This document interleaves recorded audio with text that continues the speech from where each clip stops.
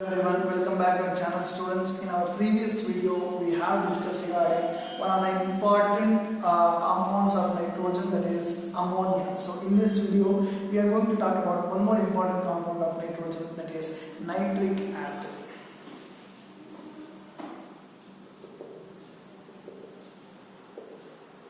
The formula of nitric acid is HNO3. Okay? So if you observe this, it has oxygen, hydrogen and nitrogen. So this type of acid, this type of compound which contains oxygen, hydrogen along with nitrogen, we call it as oxo acids of nitrogen. Generally we have three oxo acids of nitrogen.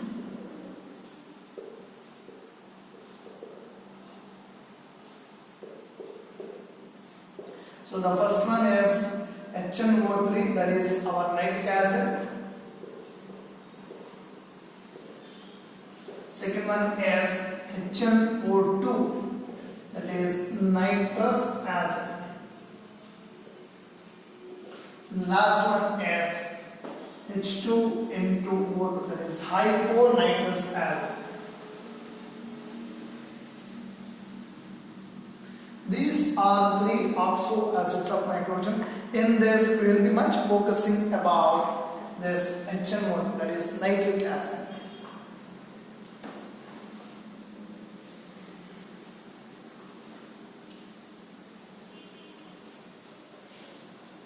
So now let us look at the preparation of nitric acid. How do we prepare nitric acid?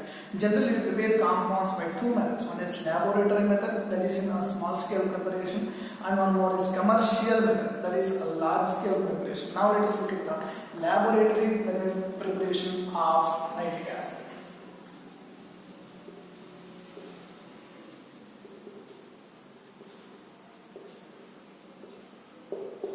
Okay. So in laboratory method, that is in small scale production, we will prepare nitric acid by using sodium nitrate. When you treat sodium nitrate with sulfuric acid, you will get sodium hydrogen sulfate with our HNO3. Clear? This sodium hydrogen sulfate also known as sodium bisulfate. Clear? So I will get the final product as HNO3, that is nitric acid. This is a laboratory method. There is a small scale production of nitric acid.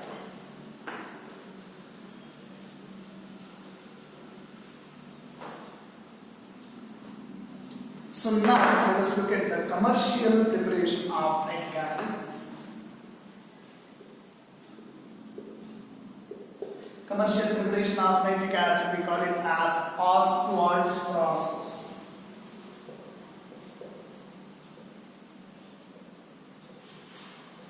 This is one of the important questions from the point of view of your board examination.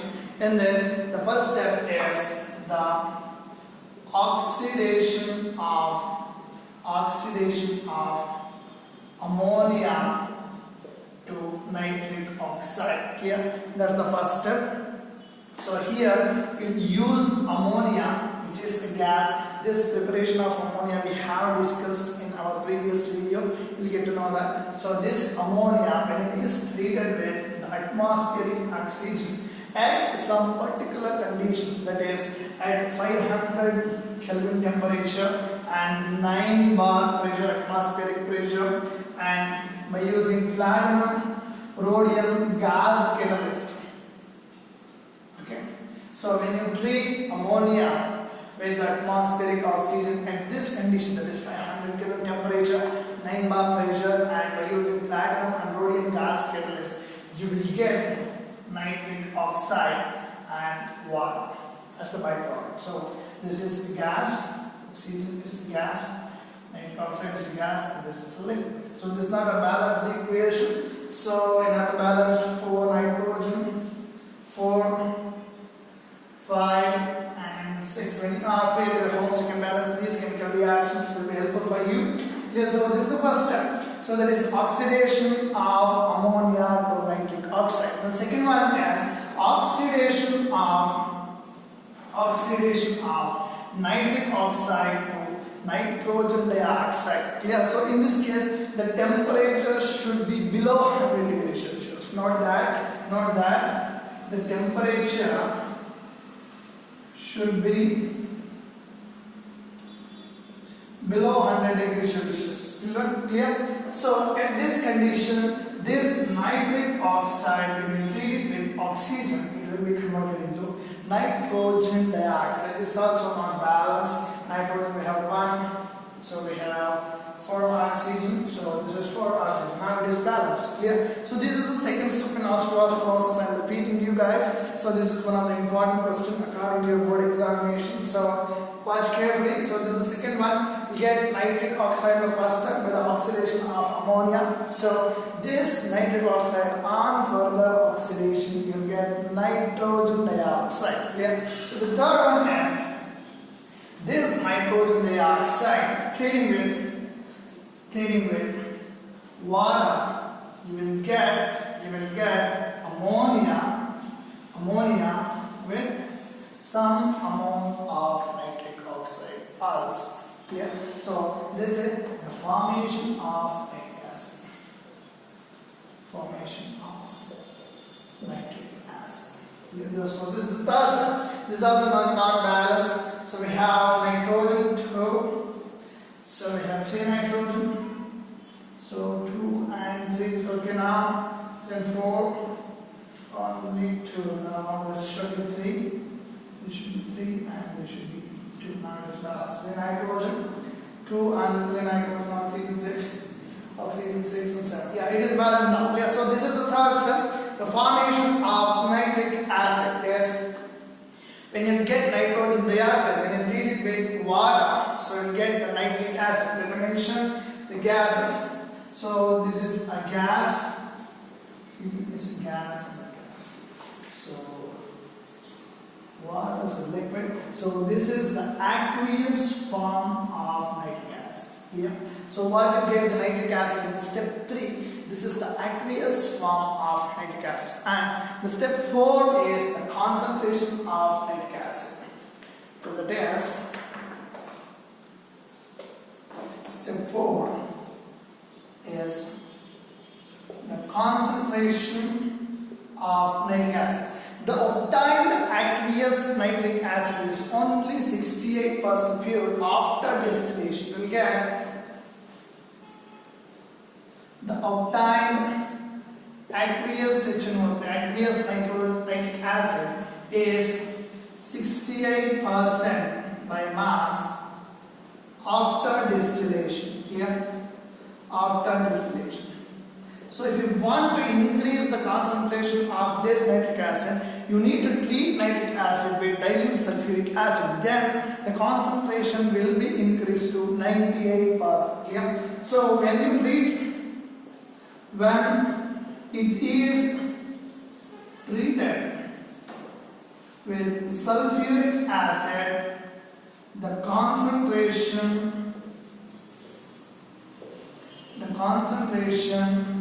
increases to 98%. Clear?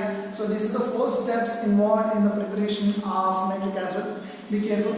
The first one is we will oxidize the oxidation of ammonia to give nitric oxide. Clear? So these conditions are very important. Under 500 Kelvin, 9 bar atmospheric pressure. Okay. And platinum rhodium gas catalyst, you will get in the first step, you will get the nitric oxide. Nitric oxide again on further oxidation, you will get nitrogen dioxide. And in the next step, when this nitrogen dioxide is treated with water, you will get the nitric acid, which is aqueous. Clear? So by distillation process, you can get 68% of nitric acid, and then the concentration can be increased to 98% by treating with sulfuric acid. Clear? So these are the 4 steps which is involved in the preparation of nitric acid.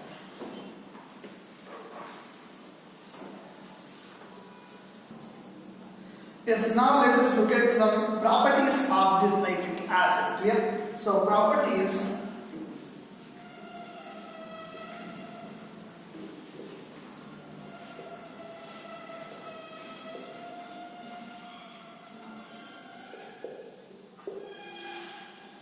See, nitric acid is a very concentrated acid. Clear? Strong acid. nitric acid with water. Nitric acid is a very strong acid. Again, don't confuse. It's a very strong acid. So when you treat this nitric acid with water, we'll get the hydronium ion plus nitrate ion. Clear? So it proves that this is a strong acid. So it is also a good oxidizing agent also. Strong acid it is, and it is also a good oxidizing agent also. Clear? So but it gives different products when you treat with metal. That means it depends on the concentration. If you treat copper with dilute nitric acid, the product will be different. If you treat the same copper with concentrated nitric acid, the product will be different. Now let us look at those reactions. Reaction with metals. Reaction with metals. Okay?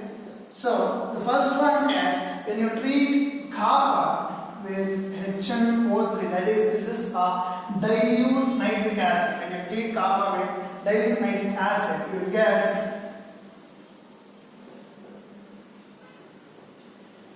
cupric nitrate with nitric oxide. Be careful, this is nitric acid. When you treat copper with dilute nitric acid, you will get nitric oxide. NO is nitric oxide. Yeah. So and water is the byproduct. But the next thing is when you treat the same copper with concentrated nitric acid,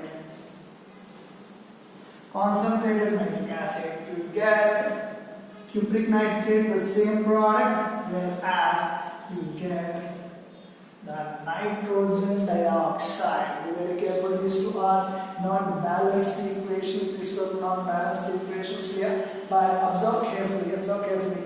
When you treat copper with the dilute nitric acid, you get cupric nitrate along with nitric oxide, NO. Whereas when you treat the same copper with concentrated nitric acid, you will get nitrogen dioxide. These two are not balanced. Let's balance it.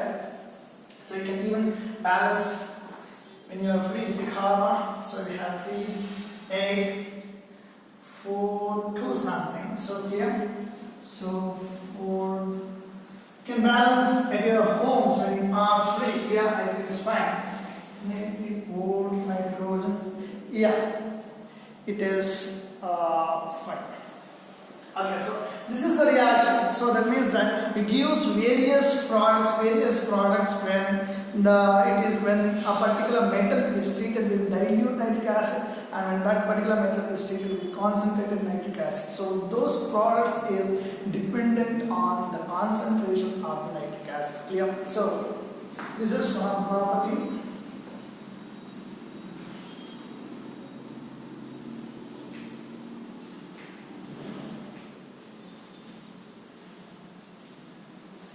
And concentrated nitric acid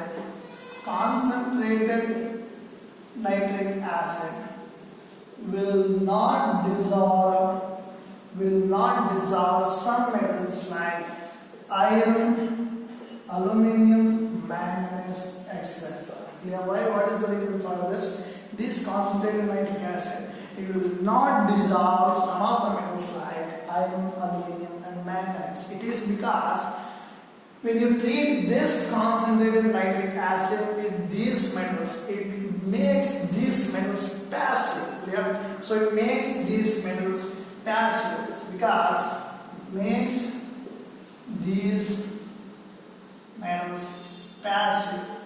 How it makes? It makes passive by forming a thin, makes passive by forming a thin oxide layer in it. Yeah. So when you treat this concentrated nitric acid with this metal, it forms a thin oxide layer above this metal. So it becomes passive and it will not dissolve with this concentrated nitric acid. This is one of the property of nitric acid. So on the next one is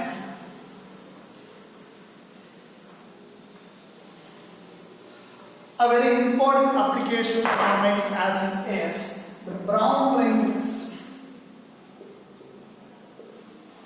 Brown ring test is one of the important one.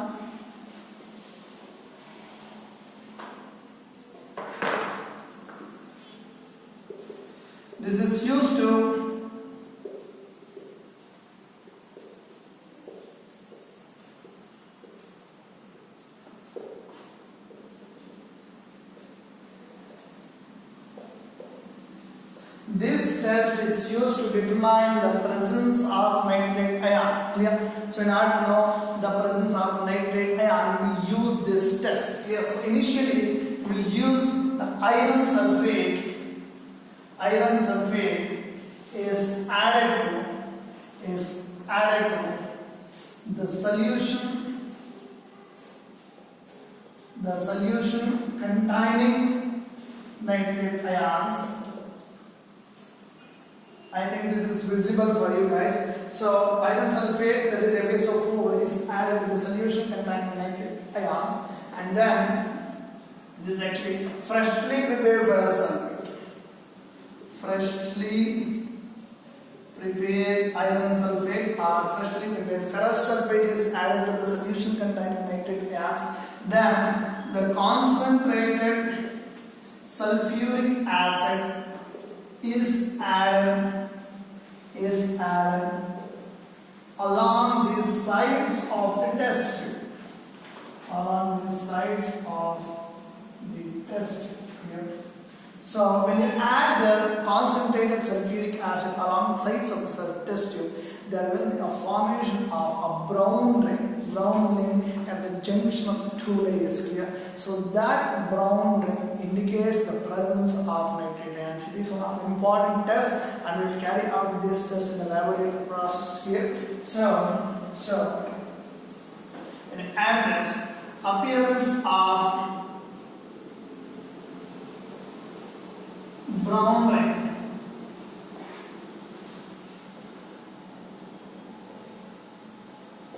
at the junction of two layers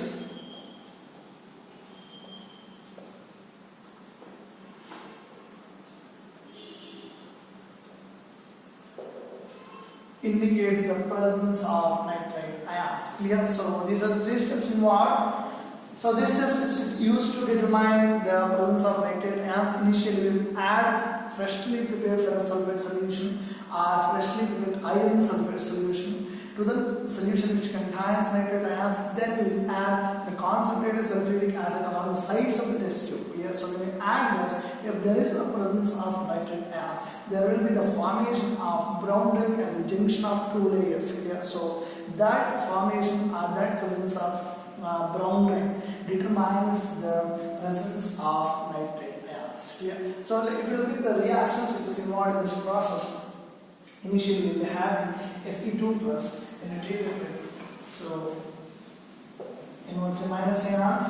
So when you add ferrous sulfate solution to the solution containing nitrate ions, and when you add the sulfuric acid, this nitrate ions is converted into nitric oxide, and Fe2 plus is converted to Fe3 plus and water. Okay. So this conversion of nitrate ion to nitric oxide determines the brown ring. Clear? So it is the balance 3 and 4 2. Clear? So this is fine. So when you look at the complex of this one, we have H2O 6 plus. So when you treat it with nitrate ions,